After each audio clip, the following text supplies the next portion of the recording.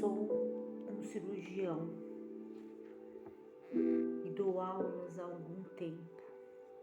Por 13 anos vivi em companhia de cadáveres e durante a minha carreira estudei anatomia a fundo.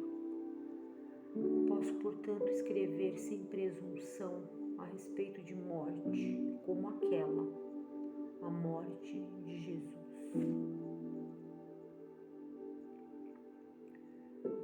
Jesus entrou em agonia no Getsêmani e seu suor tornou-se como gotas de sangue a escorrer pela terra. O único evangelista que relata o fato é um médico, Lucas, e o faz com a precisão de um clínico. O suar sangue ou hematidrose é um fenômeno raríssimo. É produzido em condições excepcionais. Para provocá-lo é necessário uma fraqueza física, acompanhada de um abatimento moral violento, causado por uma profunda emoção, por um grande medo. O terror, o susto, a angústia terrível de sentir-se carregando todos os pecados dos homens devem ter esmagado Jesus. Tal tensão extrema produz o rompimento das finíssimas veias capilares que estão sob as glândulas sudoríparas. O sangue se mistura ao suor e se concentra sobre a pele, e então escorre por todo o corpo até a terra. Conhecemos a farsa do processo preparado pelo Sinédrio hebraico, o envio de Jesus a Pilatos e o desempate entre o procurador romano e Herodes. Pilatos cede e então ordena a flagelação de Jesus. Os soldados despojam Jesus e o prendem pelo pulso a uma coluna do pátio. A flagelação se efetua com tiras de couro múltiplas, sobre as quais são fixadas bolinhas de chumbo e de pequenos ossos. Os carrascos devem ter sido 2, um de cada lado, e de diferentes estaturas. Golpeiam com chibatadas a pele, já alterada por milhões de microscópicas hemorragias do suor de sangue. A pele se dilacera e se rompe. O sangue espirra. A cada golpe, Jesus reage em um sobressalto de dor. As forças se esvaem. Um suor frio lhe impregna a fronte. A cabeça gira em uma vertigem de náusea.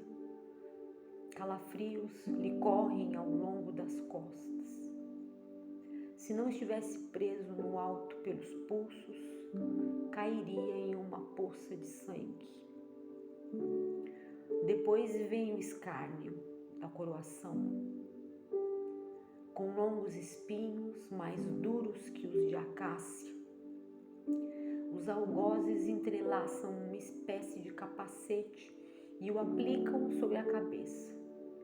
Os espinhos penetram no couro cabeludo, fazendo-o sangrar.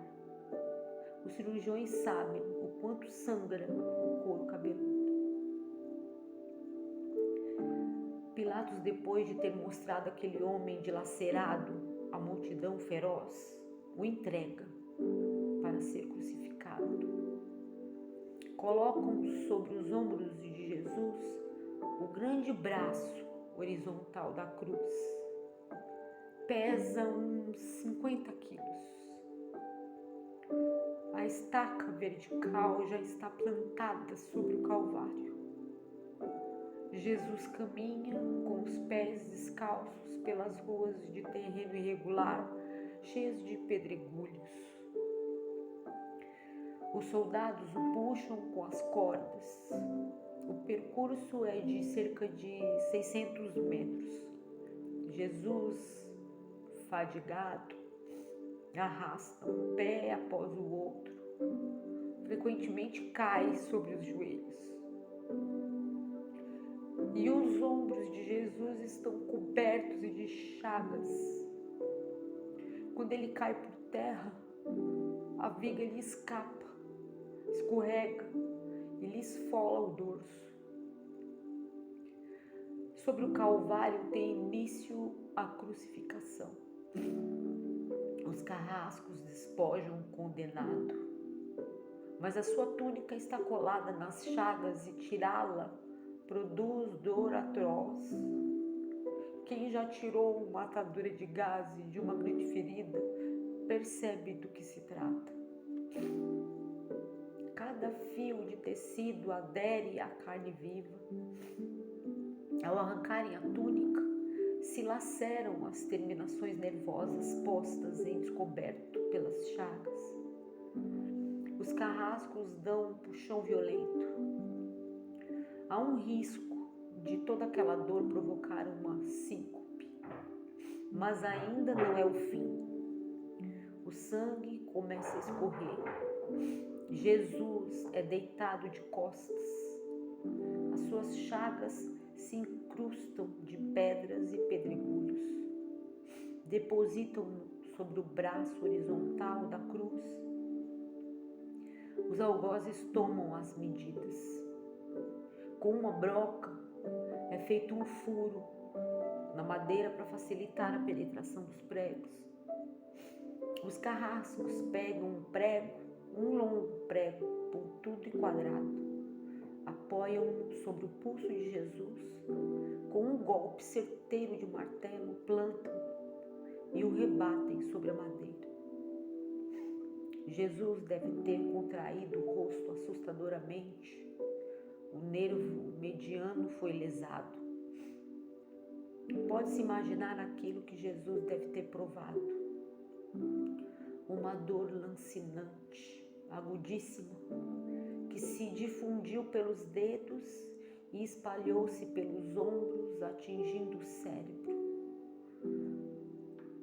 A dor mais insuportável que o homem pode provar, ou seja, aquela produzida pela lesão dos grandes troncos nervosos, provoca uma síncope e faz perder a consciência.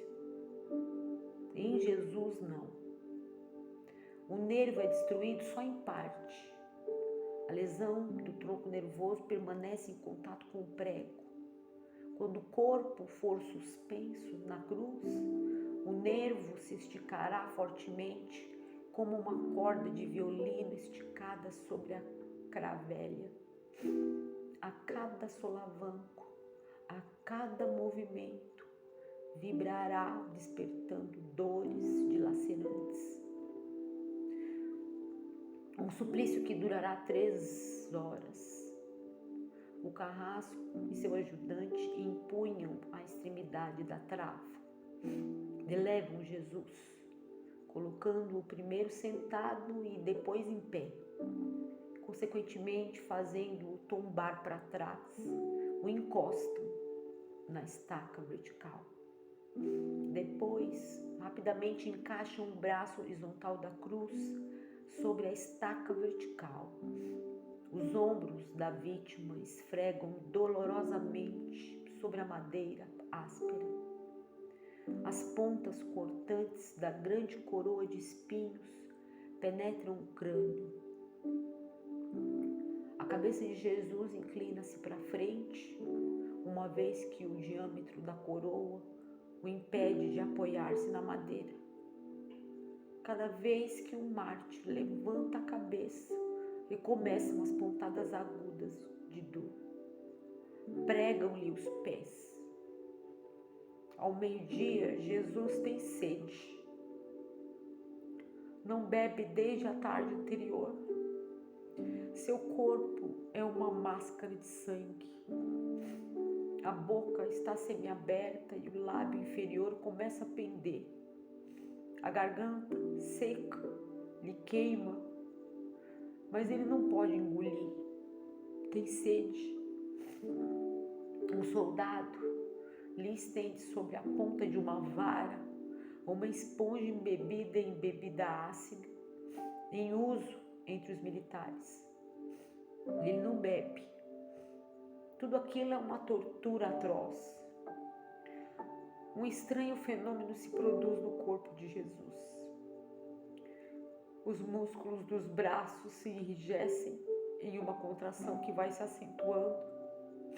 Os deltoides, os bíceps esticados e levantados, os dedos se curvam. É como acontece a alguém ferido de tétano. A isto que os médicos chamam de tetania, quando os sintomas se generalizam. Os músculos do abdômen se enrijecem em ondas imóveis. Em seguida, aqueles entre as costelas, os do pescoço e os respiratórios.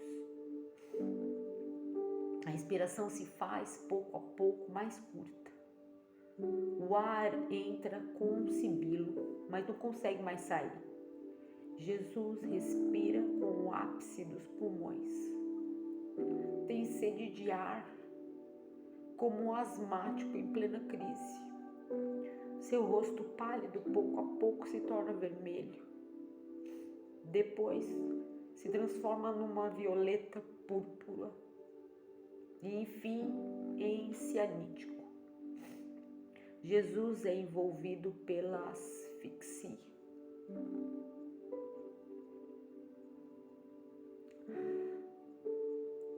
Os pulmões cheios de ar não podem mais esvaziar-se. A fronte está impregnada de suor e os olhos saem fora de órbita.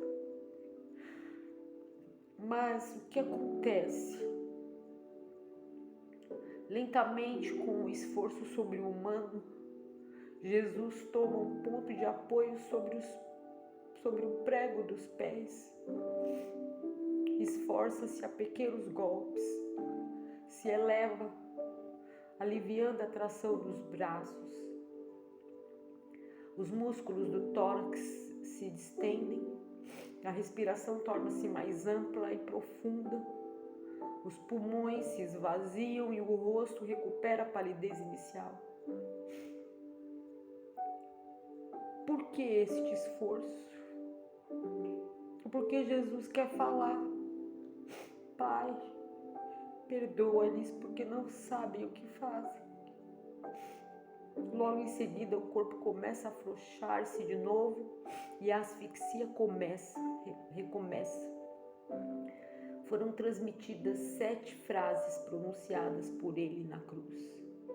Cada vez que quer falar, deverá elevar-se, tendo como apoio o prego dos pés. Inimaginável. Atraídas pelo sangue que ainda escorre e pelo coagulado, enxame de moscas zunem ao redor do seu corpo, mas ele não pode enxotá-las. Pouco depois o céu escurece, o sol se esconde. De repente a temperatura diminui. Logo serão 3 da tarde. Depois de uma tortura que dura 3 horas, todas as suas dores, a sede, as câimbras, a asfixia, o latejar dos nervos medianos, lhe arrancam um lamento. Meu Deus,